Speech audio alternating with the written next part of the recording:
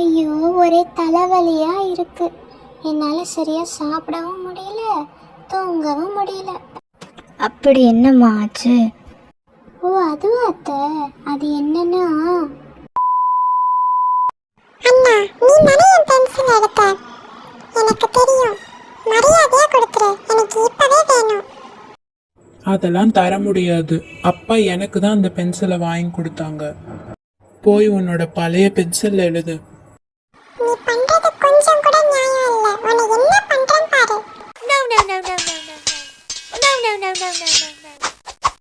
என்ன பண்றீங்க ரெண்டு பேரும்? நிறுத்துங்க. எதுக்கு ரெண்டு பேரும் அடிச்சுக்கிறீங்க? What happened? அம்மா இவன் என் பென்சிலை எடுத்து வச்சுட்டு தர மாட்டான். இல்லம்மா, அவ பொய் சொல்றா. அது என்னோட பென்சில். அம்மா நான் போய் சொல்லல, அவன் தான் போய் சொல்றான்.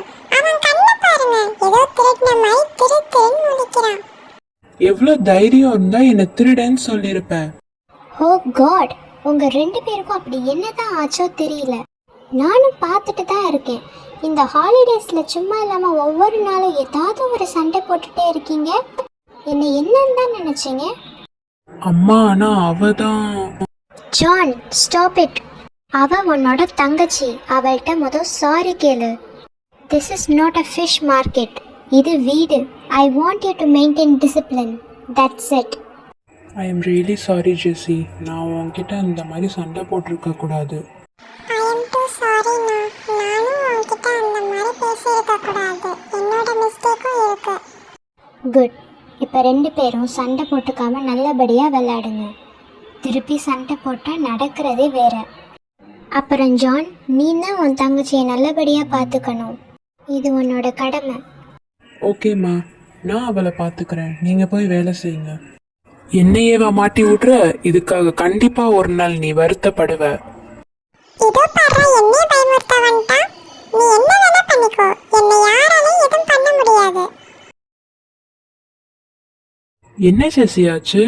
ஏன் ஒரு மாதிரி சோகமா இருக்க? அது அது ஒன்றும் இல்லையே, நல்லா தான் இருக்கேன். ஹே பரவாயில்ல, சொல்லுப்பா. நான் யார்கிட்டயும் சொல்ல மாட்டேன். அது என்ன ஆச்சுன்னா, ஜெசிகா ஆல்பர்ட், இப்போல்லாம் நீ நல்லாவே படிக்க மாட்ற. உனக்கு என்ன ஆச்சு? இல்லை மேம், நான் நல்லா தான் படித்தேன். ஏன் என்ன ஆச்சு மேம்?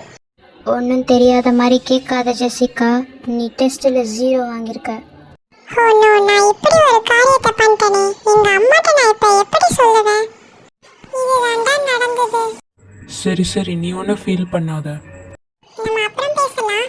அம்மா என்னை கூட்ட சொன்னாங்க, நான் போய் கூட்டிட்டு வரேன். ஓகே.